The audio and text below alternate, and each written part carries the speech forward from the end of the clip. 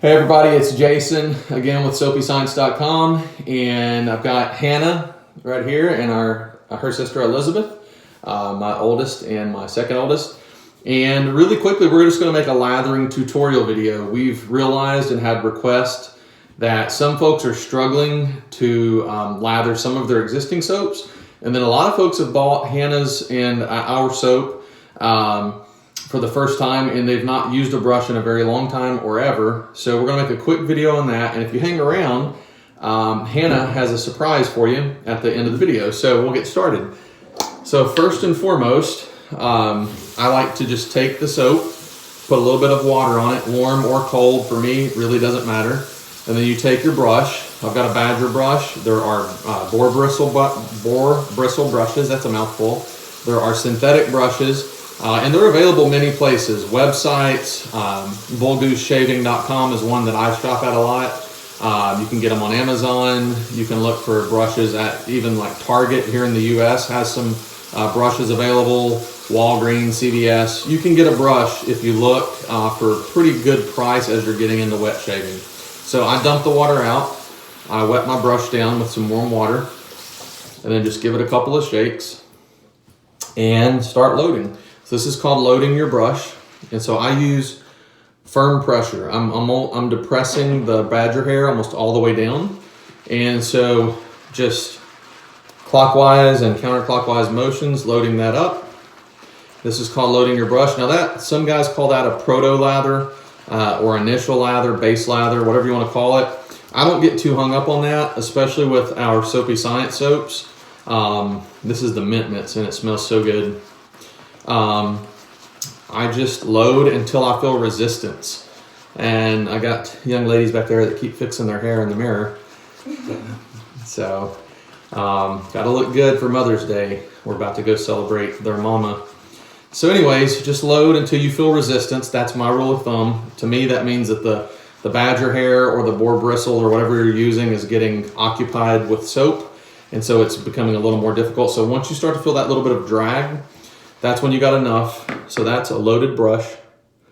And then you wet the surface that you're going to lather. So for practice, you wet your hand, but if you're going to lather on your face, you would wet your face, or in a bowl, you'd put a little bit of water in the bowl.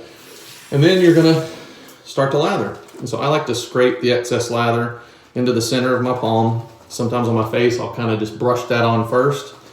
And then you just start to build your lather. You want your lather to be dense. You want it to be, once it starts to get shiny, you know you're getting close to having a lather that's really shavable.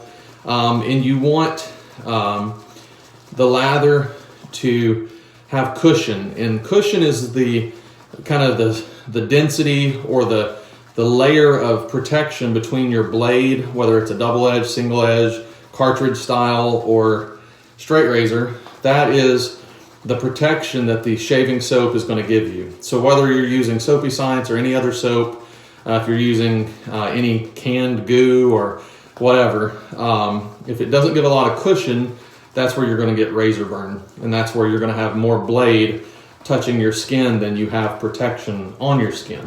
So you'll see here, this is giving up really nice lather really quickly, and in the cushion best demonstrated, just to take some of this, as you'll see here, you can see, shall I get more? You can see here that it's that protection there, that layer. So you can see that I can put some decent pressure and it doesn't go all the way together, and then I can go all the way together. So there's your cushion, and you want to have slickness.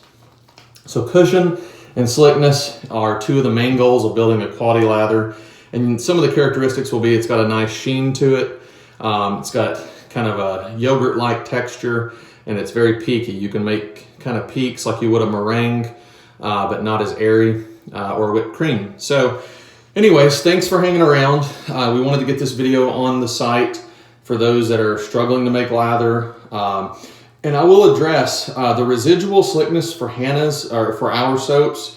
I say Hannah's because it started with her, but now it's turned into a family affair. Lizzie helps her a lot. I help her a lot with mixing up the different batches because we're trying to keep up at this point. And that's a good problem. But The residual slickness with the Soapy Science soaps, I know guys put a lot of value on that. I do too. I find that the residual slickness with this soap is there when you don't add a lot of water while building your lather. This is a soap that just simply does not need a lot of water. A damp brush at the beginning, and for me, wetting the puck or wetting the soap, that's really all that's needed to just produce mounds and mounds of really good, really high quality lather that goes on very opaque and does the job. But we do have a surprise, and thank you for hanging in there with us. So we're going to run our first promo code for those that have watched this video. So we're not going to post this on Facebook. We're not going to post it on any of the shaving forums. You will have found this coupon code because you watched our video and you visited our site. So Hannah, what is the coupon code for 10% off up to 4 soaps? Tiny Turtle 10. And why did we name it Tiny Turtle? I believe after me. That's right, because we've called Hannah our Tiny Turtle since the day she was born.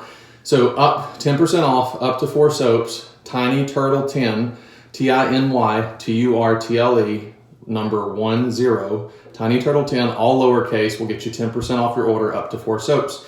Thank you guys. Have a great day. And thank you for supporting SoapyScience.com.